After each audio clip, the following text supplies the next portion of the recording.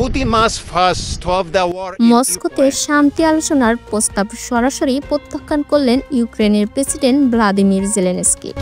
রাশিয়ার president Vladimir Putin প্রস্তাব দিয়েছিলেন চলমান যুদ্ধ থামাতে দুই দেশের শীর্ষ বৈঠক অনুষ্ঠিত হোক মস্কোতে।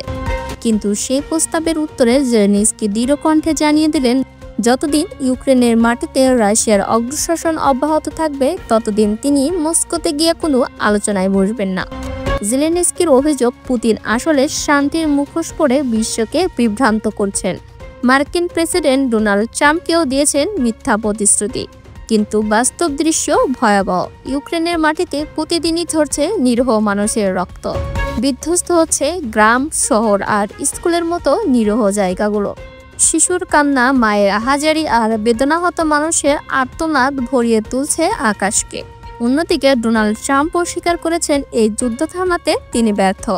বিশ্বের কূটনৈতিক প্রচেষ্টা একের পর এক ব্যর্থ হয়ে পড়ছে, কিন্তু যুদ্ধের আগুন এখনও জ্বলছে দাউ দাউ করে। বিশ্লেষকরা বলছেন, জেলেনস্কির এই অটল ঘোষণা রাশিয়ার ইউক্রেন দ্বন্দ্বকে আরও গভীর করে তুলতে পারে।